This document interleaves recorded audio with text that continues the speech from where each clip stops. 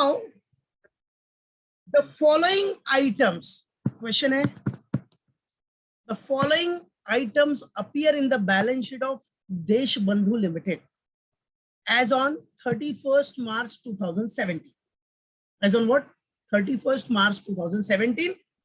Now, this year can be 31st March 2021, जो भी exam में रहे वो दिखाना है, ठीक है। अब इधर 31st March 20 रहेगा तो 31st March 20 के हिसाब से, 21 रहेगा तो 21 के हिसाब से। ईयर में टेंशन नहीं है, जो ईयर रहेगा वो आपको कंसिडर करना है, दैट्स इट। चलो फिलहाल इस क्वेश्चन में 31st March 17 है, 31st March 17, दैट्स इट। चलो देशबंधु लिमिटेड। अच्छा, अभी ये क्वेश्चन में हम लोग ये कंपनी को नॉर्मली क्या एज्यूम करेंगे? Prescribed class of companies. क्या एज्यूम करेंगे बेटा? Prescribed class of company. अब नॉर्मली देखो, कुछ भी इंफॉर्मेशन नहीं है तो हम हमेशा याद रखना कि भाई हर कंपनी अकाउंटिंग स्टैंडर्ड फॉलो करती है। Prescribe class of companies under section 133 के अंडर आती है बेटा। अकाउंटिंग स्टैंडर्ड तो फॉलो करना ही है, बराबर है। तो ये क्वेश्चन में ये जो कंपनी है that we will assume as what, it's a prescribe class of company under section 133। और अगर प्रिस्क्राइब क्लास ऑफ कंपनी है तो बेटा वो अपना जो प्रीमियम ऑन रिडम्पशन है वो एडजस्ट करने के लिए क्या यूज करेगा? Profit and loss. वो एडजस्ट करने के लिए प्रॉफिट एंड लॉस अकाउंट से यूज करेगा, दैट्स इट, बराबर है। प्रॉफिट एंड लॉस मतलब डिविजिबल प्रॉफिट ही हो गया ना, profit and loss account use करेगा, दैट्स इट। हाँ, अगर प्रिस्क्राइब क्लास ऑफ कंपनी नहीं है, प्रिस्क्राइब क्लास ऑफ कंपनी आपने एज्यूम नहीं किया है, मतलब आपने एज्यूम किया other than prescribe class of company, तो वो टाइम पे आप सिक्योरिटी प्रीमियम यूज कर सकते हो to write off premium on redemption, right. तो आपके ऊपर डिपेंड है आपको क्या एज्यूम करना है। Normally prescribe class of company ही एज्यूम करो, क्योंकि हर कंपनी आपका अकाउंटिंग स्टैंडर्ड फॉलो करती ही, राइट। एनपीओ थोड़ी है ये। चलो, so first one, share capital दिया। शेयर कैपिटल में इक्विटी, ऑथराइज शेयर्स। अभी सी, शेयर कैपिटल में फर्स्ट इक्विटी से रिलेटेड है, where it is authorised capital मतलब maximum capital is given, that is authorise मतलब पता है ना, ऑथराइज को और क्या बोलते हैं? Registered capital, nominal capital. So authorised capital is what 5 lakh shares of ₹10 each, and issued, subscribed and called up capital, issued, subscribed, called up and paid up capital is what? 4 lakh shares of ₹10 each, that's it. Now preference share के बारे में क्या बोल रहा है? Authorized, issued and subscribed, that is 60,000, 12% preference share of ₹20 each, fully paid, okay। चलो, investments है 3,50,000, profit and loss account का क्रेडिट बैलेंस है 7 lakhs, एवरीथिंग इज गिवन, ठीक है। चलो, it was decided to redeem the preference shares at a premium of 5%. What?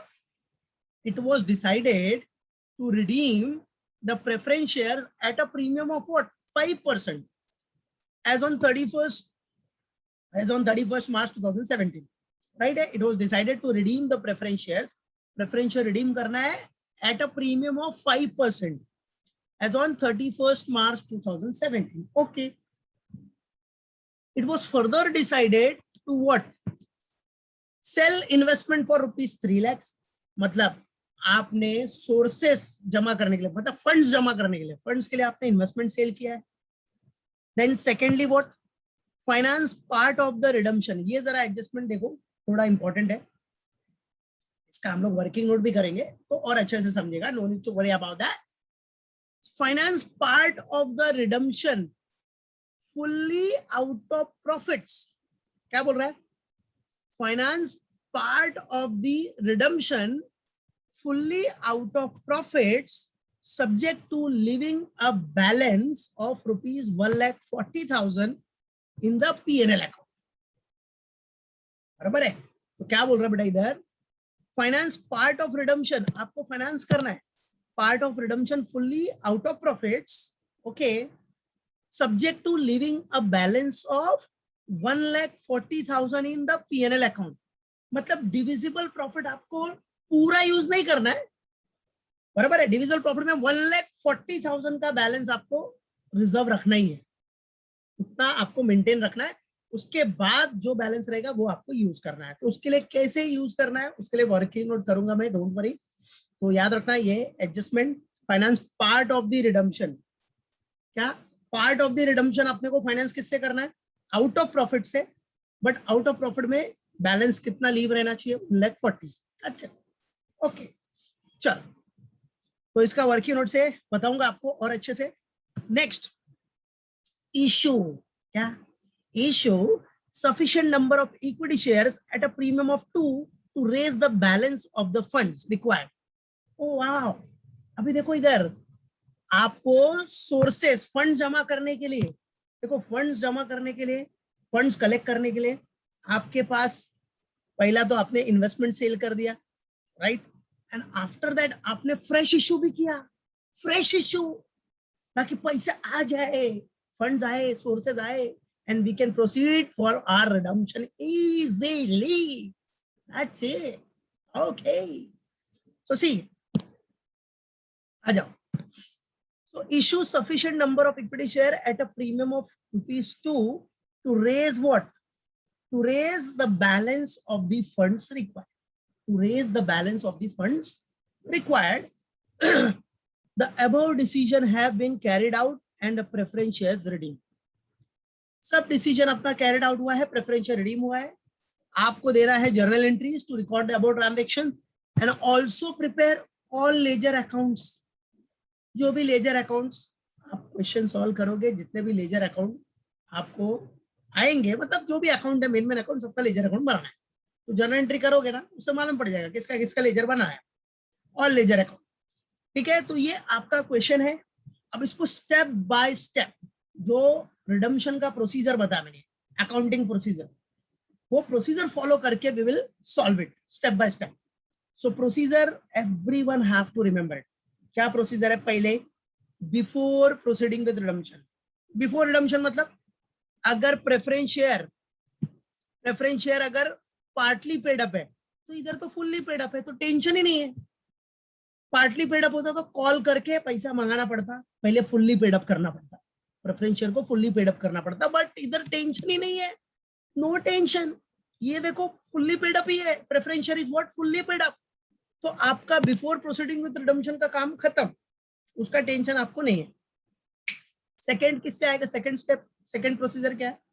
Fund जमा करना, funds for redemption, बराबर है। तो सेकंड प्रोसीजर से आपको एंट्री पास करनी है। Yes, very good, well done Tushar. ठीक है, तो ये आप step by step you will going to follow all the steps and accordingly you have to pass the journal entries, nothing else. So let's get ready my dear students, step by step we will going to solve the sum, that is step by step. Now simple for solving the sum, at the top company name Deshbandhu Limited and journal entries format बना लो, number particulars LF debit rupees and credit rupees, number की जगह पे date होता, date wise होता तो date कर देते, और क्या, दैट्स इट। चलो, तो कॉमन फॉर्मेट आ जाओ। तो सबसे पहले the very first step is what, बोलो, सबसे पहले बिफोर प्रोसीडिंग विद रिडम्पशन। क्या? बिफोर प्रोसीडिंग विद रिडम्पशन, जिसमें आपको पार्टली पेड अप को फुल्ली पेड अप करना है, बट ऐसा तो कुछ है ही नहीं, फुल्ली पेड अप ही है, सब कुछ फुल्ली पेड अप है। ओके, बराबर है। तो फर्स्ट प्रोसीजर तो खत्म हो गया। सेकंड प्रोसीजर क्या? Funds for redemption.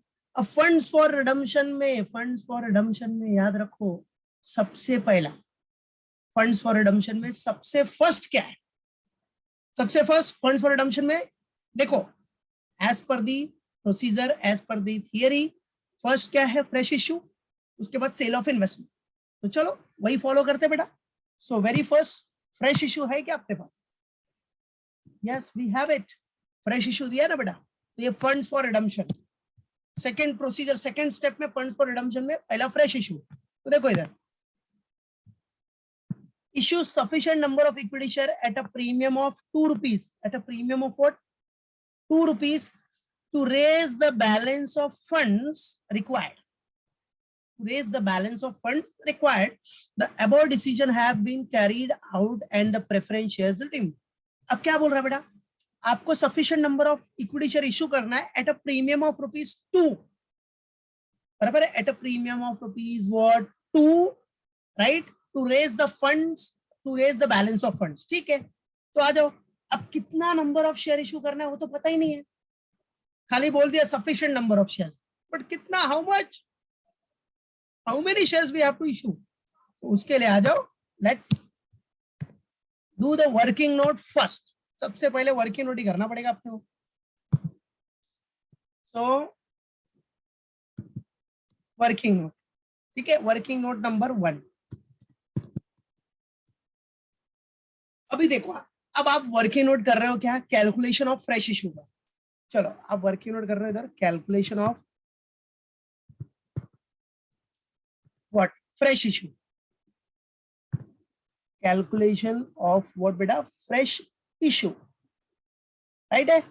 Calculation of nominal value of fresh issue लिखोगे तो ज्यादा बेटर है, क्योंकि नॉमिनल वैल्यू ही निकालना है आपको। Calculation of nominal value of fresh issue. चलो, for calculating this, that is nominal value of fresh issue,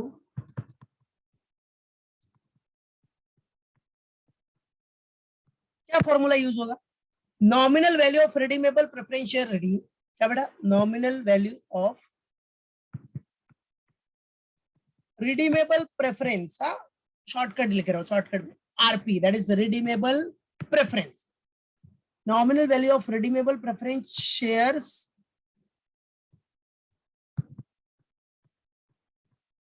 redeemed minus what बेटा, क्या है फॉर्मूला पता है ना, थियरी में बताया ना बेटा, माइनस व्हाट, डिविजिबल प्रॉफिट,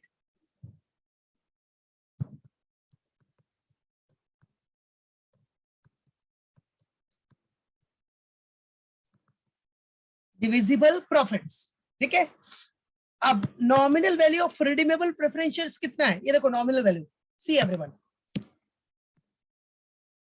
अभी आप इधर देख सकते हो प्रेफरेंस शेयर्स कितना है रिडीम करना, 60,000 प्रेफरेंस शेयर्स है, और उसका फेस वैल्यू नॉमिनल वैल्यू है, nominal value is what, 20 rupees, तो 60,000 इंटू 20, तो पूरा नॉमिनल वैल्यू कितना हो गया बेटा, 12 lakhs। यस परफेक्ट बेटा, perfect, very good, well done Tushar. चलो, तो 12 lakhs उसका नॉमिनल वैल्यू है, आ जाओ। So nominal value is what बेटा, 12 lakhs माइनस डिविजिबल प्रॉफिट। अब जरा इधर आप लोग को ध्यान देना है, डिविजिबल प्रॉफिट, डिविजिबल प्रॉफिट मतलब क्या होता है पता है ना सबको, प्रॉफिट एंड लॉस अकाउंट का balance, credit balance, general reserve है, डिविडेंड इक्वलाइजेशन रिजर्व है, इन्वेस्टमेंट फ्लक्चुएशन रिजर्व है, फंड्स है आफ्टर डिडक्टिंग एनी क्लेम, बराबर। बट क्वेश्चन में सिर्फ आपको डिविजिबल प्रॉफिट में क्या दिया है, only 7 lakhs, profit and loss का क्रेडिट बैलेंस ही है आपके पास, बराबर है। प्रॉफिट एंड लॉस का कौन सा बैलेंस है, क्रेडिट बैलेंस, ओके। चलो अब सुनो, लिसन एवरीवन, अब आपको क्वेश्चन में क्या बोल रहा है, क्वेश्चन में finance part of the redemption out of profits subject to living a balance of 1,40,000 in the PNL account, मतलब फाइनली आपको 1,40,000 पीएनएल में रखना ही है, 1,40,000 आपको पीएनएल में रिजर्व करके रखना है, यूज नहीं कर सकते उसको, बराबर है। तो कितना डिविजिबल प्रॉफिट आएगा उसके लिए आपको कैलकुलेट करना पड़ेगा। यस पार्थ, परफेक्ट है, बट इधर आपको कैलकुलेशन कैसे करना पड़ेगा, आ जाओ, सब हो गया है। अब देखो सुनो एवरीवन, सबसे पहली बात तो आपको निकालना पड़ेगा आपका क्या बेटा, calculation of divisible profit available for what, transferring to CRR, ठीक है। तो अब ये तो वर्किंग नंबर 1 हो गया, अब आपको इधर वर्किंग नंबर 1 के बाद वर्किंग नोट नंबर 2 उसको पहले कंप्लीट करना पड़ेगा, डिविजिबल प्रॉफिट निकालना पड़ेगा कि कौन सा डिविजिबल प्रॉफिट है जो सीआरआर में ट्रांसफर होगा, तो ही आप इधर लिख सकते हो वो अमाउंट, ठीक है। तो उसके लिए आ जाओ, सो वर्किंग नंबर 2 कर लो, वर्किंग नोट नंबर 2, क्या, calculation of what, divisible profit, calculation of divisible profit available for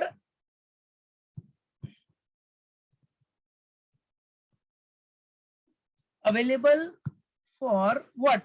Transferring to CRR.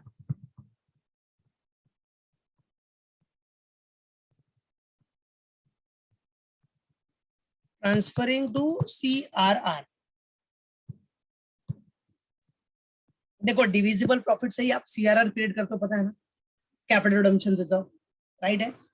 तो चलो कितना होगा डिविजिबल प्रॉफिट, तो सबसे पहले स्टार्टिंग में दिखाना बैलेंस कितना था, ठीक है। डिविजिबल प्रॉफिट में आपका कौन सा बेटा, पीएनएल ही है ना, ठीक है। So balance in profit and loss account,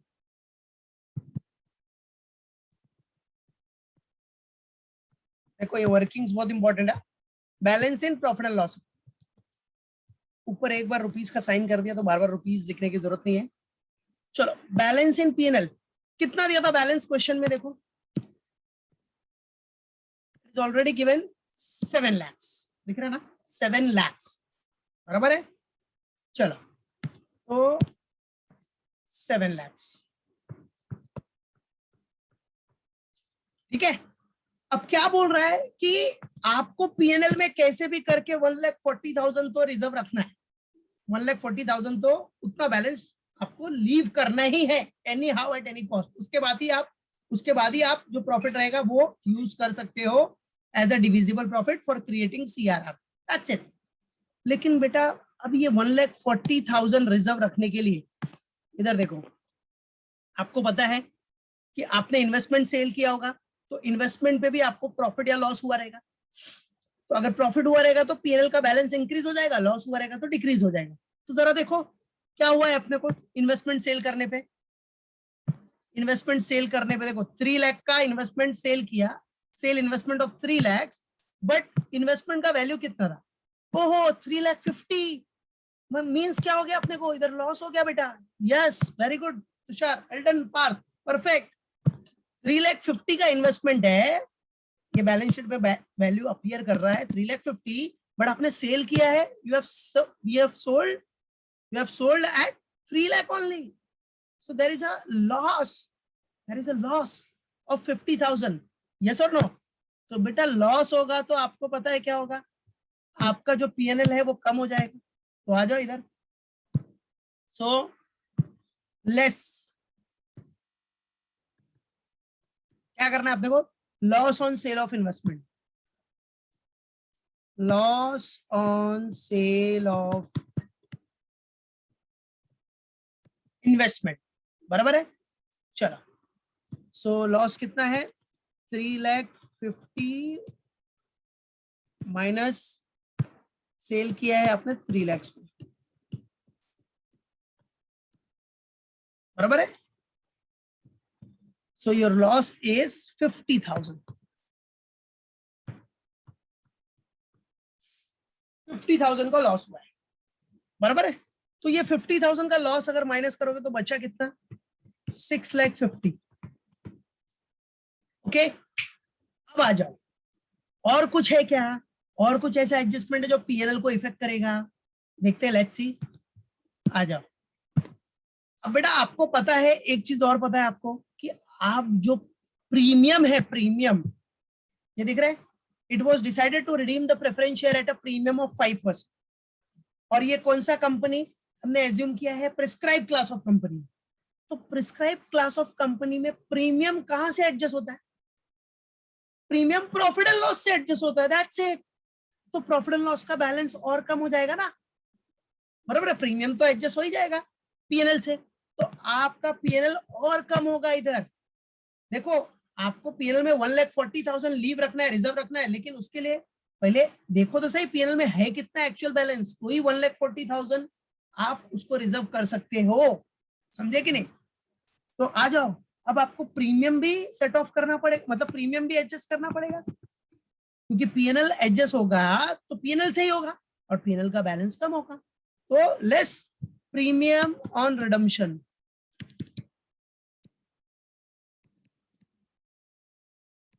premium on redemption, बराबर है। अब ये कौन सा कंपनी है? Prescribed class of company. क्या एज्यूम किया आपने? Prescribed class of company under section what? 133।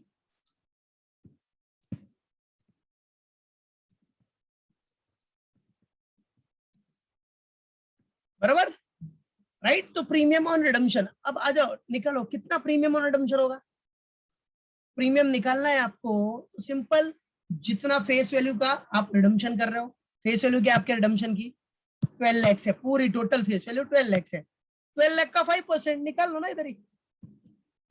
12 lakh का 5% will be our premium on redemption, so that will be how much? 12 lakh 5%, 60,000. Very good, yes, perfect Tushar, बराबर है। और ये क्वेश्चन प्रोफेशनल एग्जाम में भी आ चुका है, वेरी इंपॉर्टेंट है। देखा ना कितना मस्त एडजस्टमेंट है। अगर ये आपका क्लियर नहीं हुआ तो आपका पूरा एंट्री रॉन्ग हो जाएगा, खत्म, बराबर है। तो इसलिए ध्यान देना। यस, वेरी गुड उजाला, वेल डन पार्थ, परफेक्ट। चलो, तो ये प्रीमियम भी एडजस्ट हो जाएगा, माइनस कर दिया। अब कितना बचा? 6,50,000 माइनस 60, यस 5,90,000। परफेक्ट बेटा, परफेक्ट। चलो, yes, very good Parth, very good Ujala. तो 6,50,000 minus 60,000, that is 5,90,000. Okay, now what they said in the question कि we have to make a reserve for, means we have to keep a balance of 1,40,000 in P&L account. So उतना balance side में रख दो, balance निकाल दो, less क्या? Retention. What? Retention of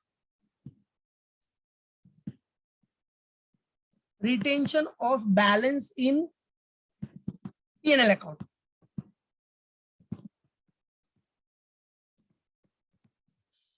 retention of balance in what बेटा? P&L account, profit and loss account. कितना बोला बैलेंस रखने के लिए? How much we have to keep it? 1,40,000, बराबर है, 1,40,000। चलो, तो ये माइनस कर दो।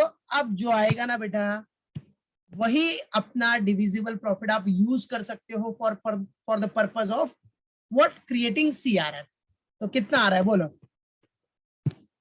Yes, very good Ujala. Now it is 4,50,000। देखा कितना स्टेप बाय स्टेप सॉल्व किया है एकदम, बराबर है। तो प्रोफेशनल का सम है ये, याद रखना। ऐसा अच्छा बच्चा सम नहीं है, प्रोफेशनल का है, याद रखो। एक भी इधर रॉन्ग हुआ स्टार्टिंग में तो पूरा गया फिर। चलो, so this is what profit available for redemption, right, and transfer to CRR। ठीक है, तो आप इसको बोल सकते हो क्या? डिविजिबल प्रॉफिट,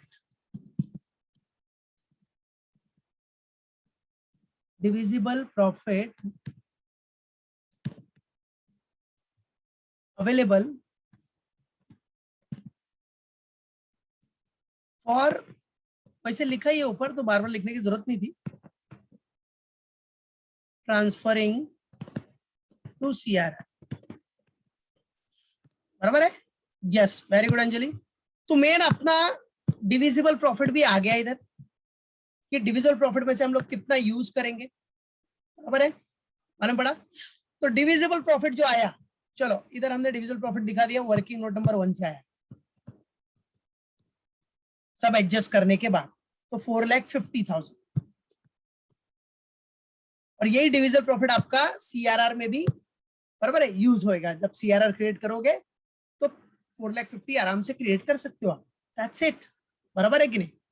चलो, तो ये हो गया 12 लाख माइनस 4,50,000। आ जाओ, कितना बचा? तो फ्रेश इशू कितना करना है अपने को? फ्रेश इशू निकाल लो, 12 lakh minus 4,50,000, so fresh issue will be 7,50,000। Yes,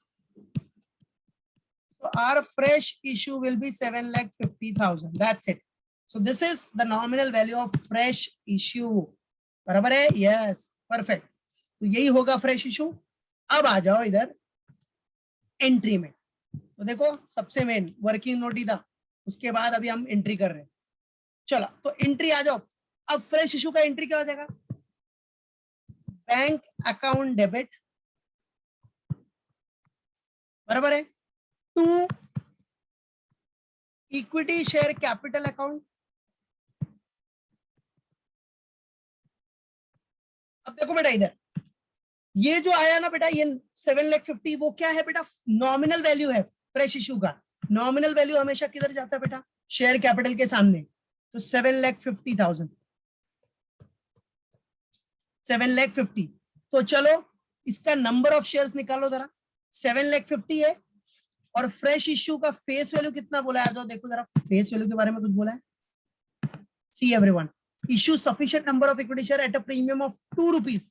premium बोला है 2 रुपीज का, फेस वैल्यू का इंफॉर्मेशन नहीं है फेस वैल्यू का इंफॉर्मेशन। इसका मतलब जो इक्विटी शेयर दिया है ऊपर, उसका जो फेस वैल्यू रहेगा that will be applied.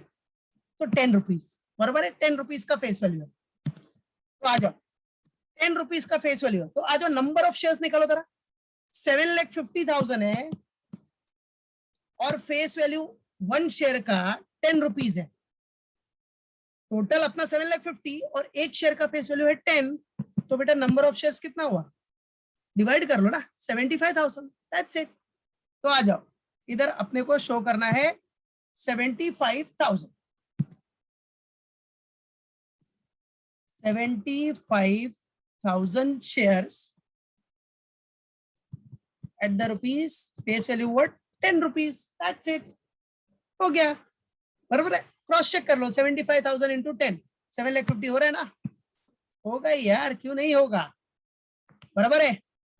Okay, clear हो गया सबको। चलो अब आ जाओ नेक्स्ट, इक्विटी शेयर कैपिटल। अब क्या बोल रहा है, प्रीमियम कितना लेना है, प्रीमियम इश्यू के टाइम पे प्रीमियम है, सो security premium account will be created. तो 2 सिक्योरिटीज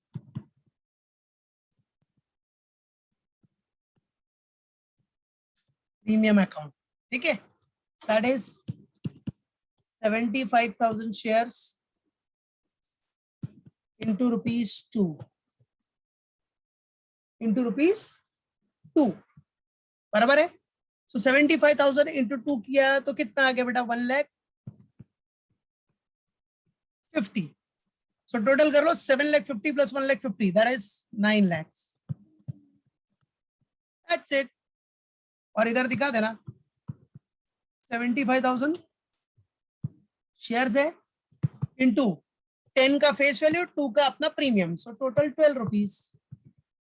क्रॉस चेक करना है तो you can cross check, 75,000 into 12 that is 9 lakh आएगा, दैट्स इट, बराबर है।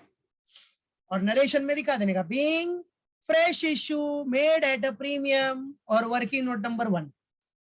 और सबसे मेन तो इधर क्या बेटा, वर्किंग नोट है, तो इधर दिखा देना, इधर साइड पे किधर, working note number 1, 1 and 2, 1 and 2, बराबर है। और नरेशन दिखा देगा ओन वर्ड्स में, being fresh issue made at a premium, right है, वर्किंग नंबर 1, सिंपल, कोई टेंशन नहीं, नरेशन मतलब समराइज फॉर्म। चलो तो ये हो गया अपना एंट्री इधर डन,